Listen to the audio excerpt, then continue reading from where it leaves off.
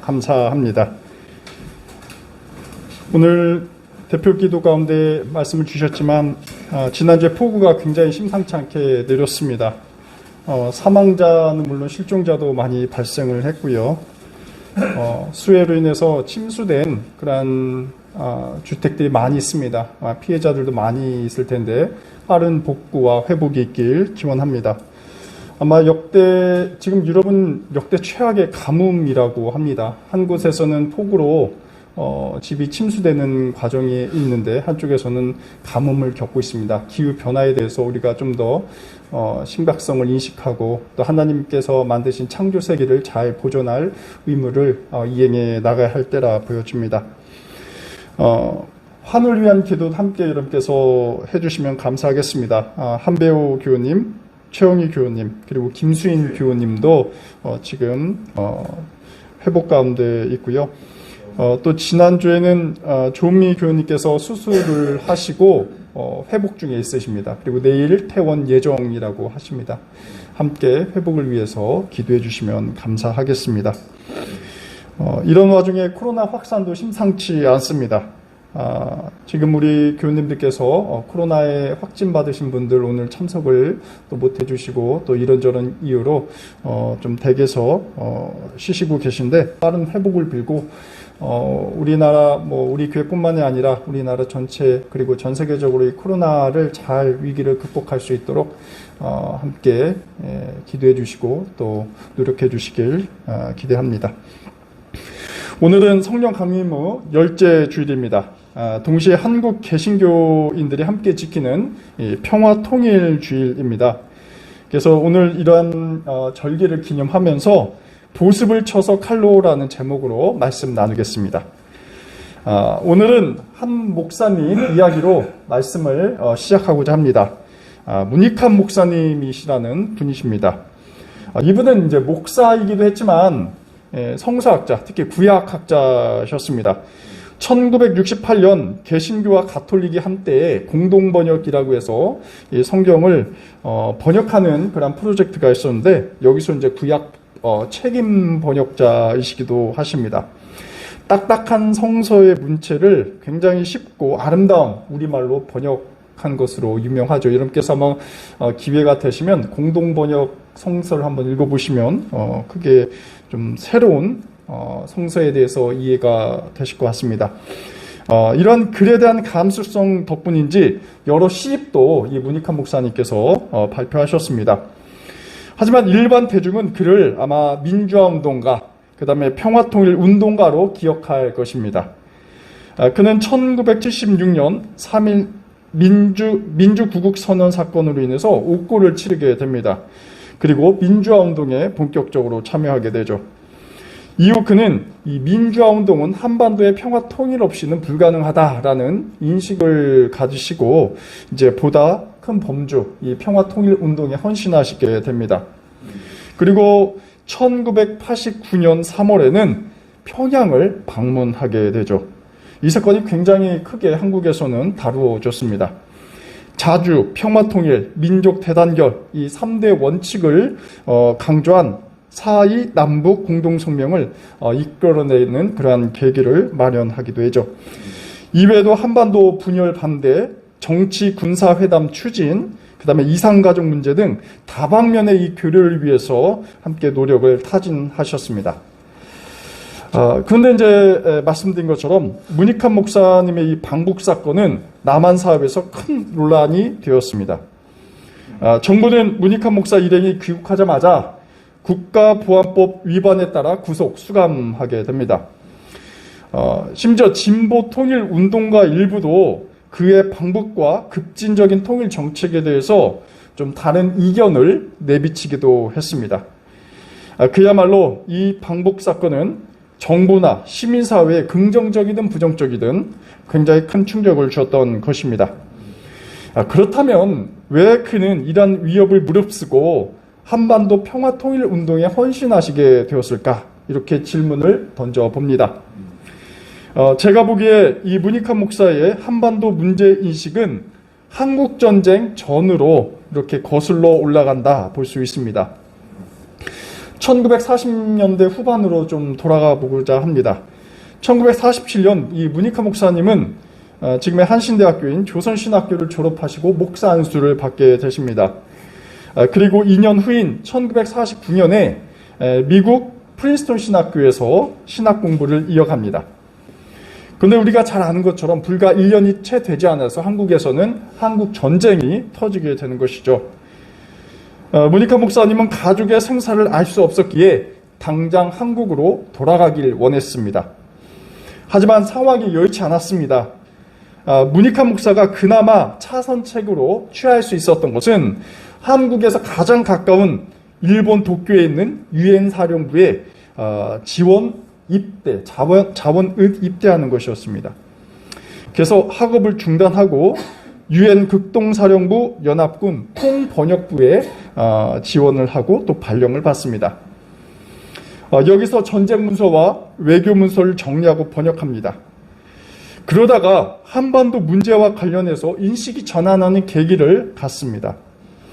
1951년 7월 개성에서 정전회담이 열렸을 때 무니카 목사님은 이 판문점을 오가면서 유엔군 소속으로 미국 측 통역을 담당합니다. 이때 무니카 목사님은 열강에 의해서 좌지우지되는 한반도의 현실에 대해서 굉장히 비참함과 아쉬움을 느끼게 됩니다. 무니카 목사의 회고록에 따르면 이 혼란스러운 전국 속에서 남한 측의 발언권도 없이 진행되는 이러한 협상 테이블에 큰 피해를 느꼈다. 이렇게 기록하고 있습니다.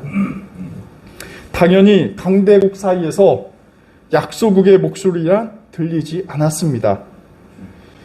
무니카 목사님은 그 누구보다도 분단을 가장 가까이에서 목격하게 되는 것이죠.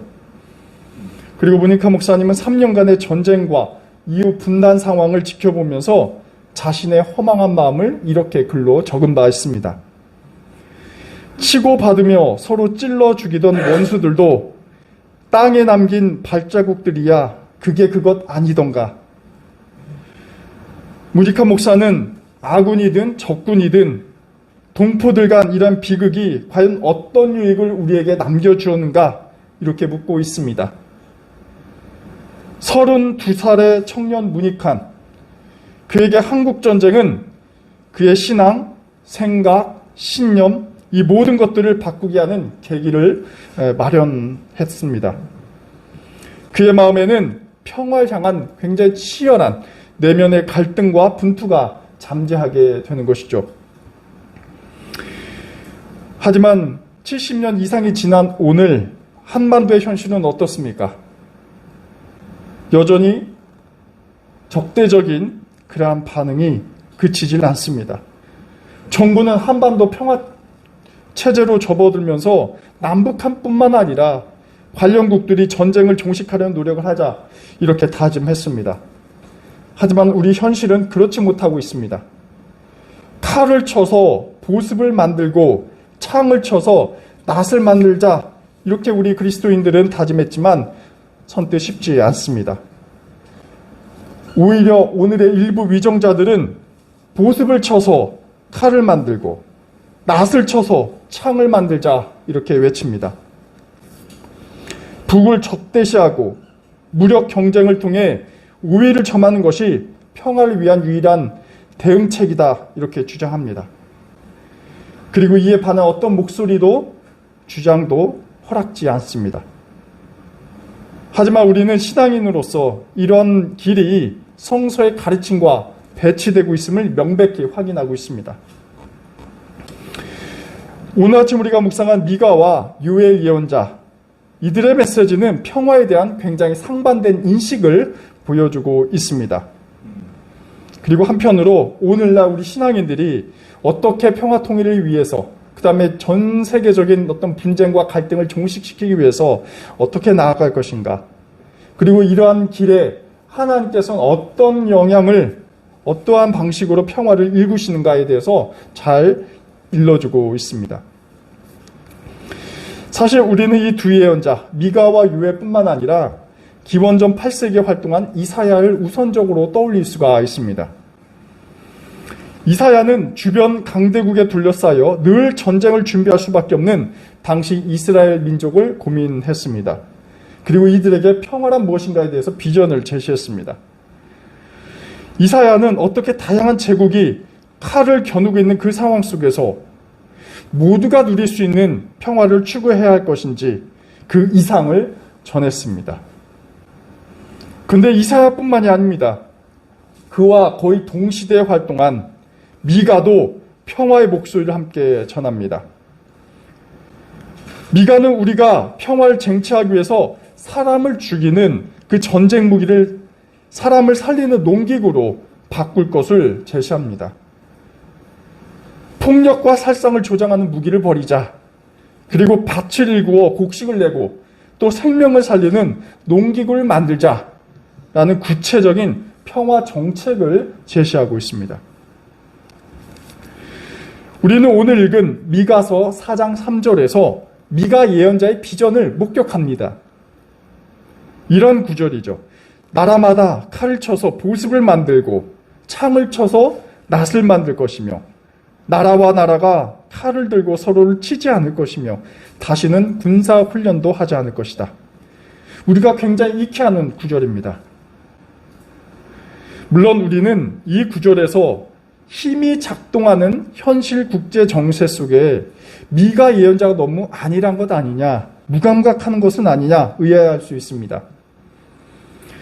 특히 칼과 방패라는 것은 다른 나라를 침략하기 위한 무기일 뿐만 아니라 자국을 방어하기 위해서 불가피한 것입니다. 그렇게 최소한도로 방어적 차원에서 무기를 유지하는 것이 어쩌면 가장 현실적인 안보책일 수 있겠습니다. 하지만 오늘의 예언자 미가는 다릅니다. 그 해석은 다릅니다. 미가에게 있어서 칼과 창, 그 존재 자체만으로도 국가들 간 전쟁의 위협의 가능성을 그렇게 가능성으로 보았습니다. 무기가 존재한다는 것은 언제라도 전쟁이 촉발할 가능성을 인정하는 것입니다. 미가가 고민한 지점이 바로 여기에 있습니다. 전쟁이 일어날 가능성, 평화를 위협할 가능성을 원천적으로 제거하는 시도는 무기를 내려놓는 것입니다. 그리고 그 무기를 농기구로 바꾸는 일입니다. 무기를 보습과 낫으로 만든다는 것은 평화를 영원하는 이 국가의 염원을 상징적으로 드러냅니다. 특히 여기서 미가의 중요한 통찰이 있습니다. 이러한 평화의 도래는 인간적인 것이 아니라 바로 신적인 것이다 라는 것이죠. 인간은 늘 전쟁하기 바쁩니다. 하지만 하나님은 평화를 주시는 분이라는 믿음이 미가에게는 확고합니다. 미가는 하나님께서 인간에게 내리는 선물로서 평화를 말하고 있습니다. 이러한 근거가 같은 절에서 이렇게 표현되어 있죠. 주님께서 민족들 사이의 분쟁을 판결하시고 원근 각처에 있는 열강들 사이의 갈등을 해결하실 것이다 라는 구절입니다. 전적으로 하나님에 의해서 주도되는 평화를 미가는 말하고 있습니다. 미가는 하나님께서 주변국들을 무력으로 침략하는 그리고 파괴하는 행위를 심판한다 이렇게 선포합니다. 그래서 하나님은 힘을 통해서 전쟁을 일삼는 국가에 대해서 심판을 내리는 존재라고 묘사될 수 있습니다. 이는 비단 이스라엘 주변국뿐만 아닙니다. 이스라엘도 마찬가지입니다. 전쟁을 통해 평화를 찾겠다라는 국리는 반신앙적인 것이다 라는 것을 미가는 알려주고 있습니다. 하지만 우리가 성서를 읽어봤듯이 이러한 미가의 전망은 인간의 불완전한 욕망과 그 다음에 현실로 인해서 도전받습니다. 우리가 먼저 첫째로 묵상한 요엘서에는 이러한 점을 극명하게 대비해 놓고 있습니다. 요엘서 3장 9절과 10절에 이러한 대목이 있습니다. 전쟁을 준비하여라. 용사들을 무장시켜라. 군인들을 모두 소집하여 진군을 계시하여라. 보습을 쳐서 칼을 만들고 낫을 쳐서 창을 만들어라. 우리가 방금 묵상한 미가서와 정반대되게 표현을 하고 있죠. 이 대목은 일종의 전쟁 구호라고 할 수가 있습니다. 전쟁을 부추기는 것이죠. 군인들을 소집하라 합니다. 또 미가의 전망을 완전히 전복시킵니다. 이렇게 말이죠. 보습을 쳐서 칼을 만들고 낫을 쳐서 창을 만들라 이렇게 합니다. 도대체 이게 어찌된 내용일까요? 유엘이라는 예언자는 이사야보다 앞서서 활동한 예언자였습니다. 기원전 8세기, 9세기경 유다 지역에서 활동한 예언자였습니다. 남유다의 왕, 제9대 왕인데 요아스 왕이 있습니다. 이 왕 때 활동한 선지자였습니다. 유엘이라는 인물은 하나님의 심판을 굉장히 강조한 그러한 다소 종말론적인 그러한 예언자였죠. 앞서서 미가는 무장 해제를 선언하면서 더 이상 전쟁하지 말자라는 말을 선포하지만 합니다. 하지만 유엘은 전쟁 준비하라 이렇게 말하고 있죠. 농기구를 전쟁의 무기로 바꾸라 합니다. 이 대목만 보면 마치 이 요엘이 전쟁을 부추기는 듯한 인상을 우리에게 줍니다. 하지만 우리는 이 본문을 이해하기 위해서 유엘 시대로 돌아가 볼 필요가 있습니다. 이 유엘서의 배경은 외세의 침략과 폐허와 같은 고난 속에서 이스라엘이 과연 어떻게 구원받을 수 있을까? 이 점에 대해서 문제를 제기하고 있는 책이죠. 특히 안보상으로 보면 유다는 요아스 왕 이전부터 블레셋과 에돔과 같은 나라들의 침략을 많이 받았습니다.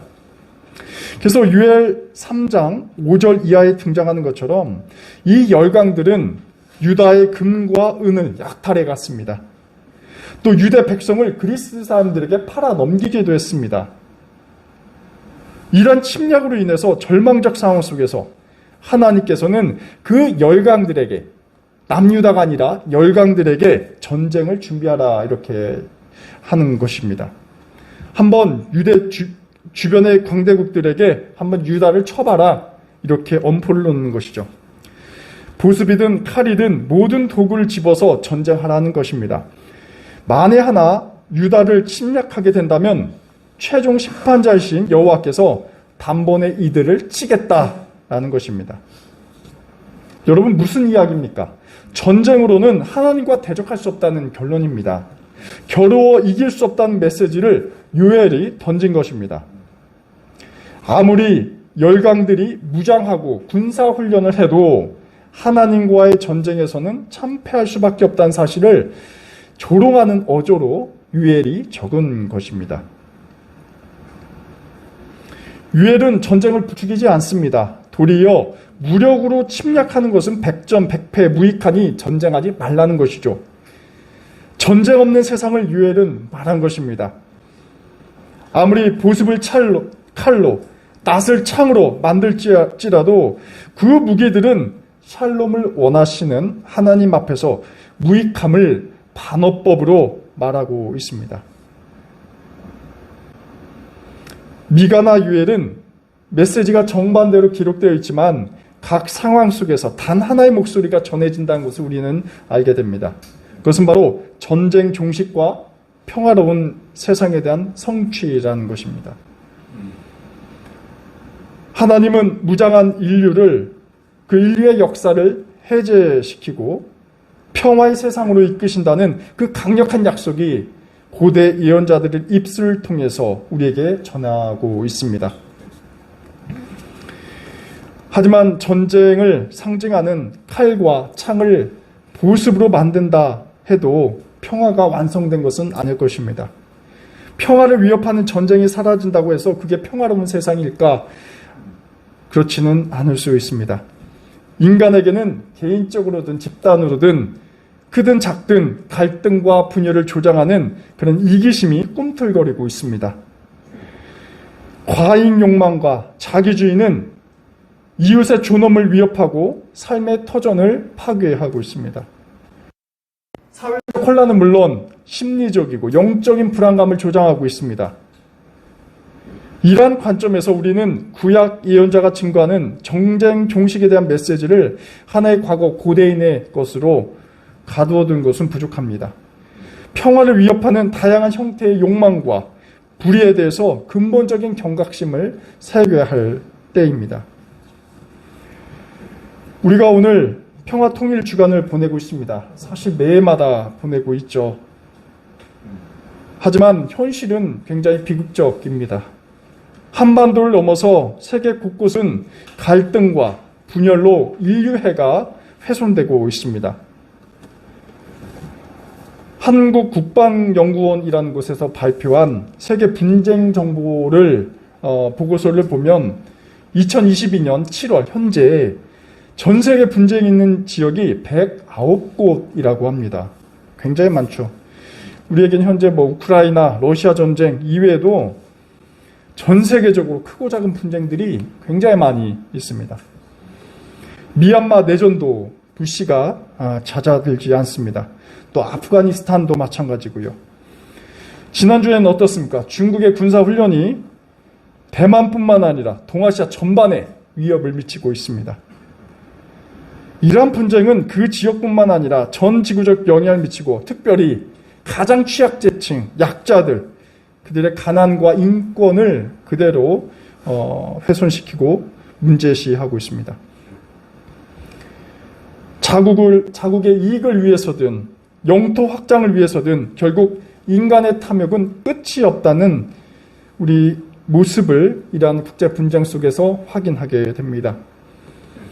그리고 더 문제적인 것은 이러한 분쟁의 한 요인으로 종교가 그리고 우리 그리스도 신앙이 깊게 연루되어 있다는 사실은 굉장히 서글픈 일입니다. 평화를 이야기할 종교가 그리고 우리 그리스도 신앙이 분쟁을 조장하는데 또 전쟁을 일삼는데 일조한 것은 종교가 이미 종교로서의 정체성을 상실했음을 증명하는 것입니다. 특별히 우리 그리스도 신앙인이 그렇다면 그것은 하나님을 배신하는 행위일 것입니다. 우리가 사는 세상은 어떤 정치적 이념이나 국가의 유익이라는 계산을 넘어서 인류 공동체를 사랑과 화해로 엮는 그런 그리스도 사랑, 그리스도의 정신이 굉장히 간절히 필요한 때입니다. 현재 우리 지구 공동체가 겪는 다양한 갈등을 성서라는 거울을 통해서 함께 성찰하고 각성하는 그런 시도가 절실히 필요합니다. 수천 년 전 이스라엘의 예언자들이 외친 것처럼 전쟁은 무익하고 그 어떤 전쟁도 하나님께서 용납하지 않으신다는 그 강력한 명령에 우리 인류가 순종하길 기원합니다. 한반도와 전 세계 분쟁으로 인해 고통받는 우리 이웃을 위해 우리 낙산교회 교우님들께서 함께 기도해 주시길 빕니다. 그리고 이 세상에 그리스도의 평화를 기원하는 신앙인이 되길 간절히 빕니다. 기도하겠습니다.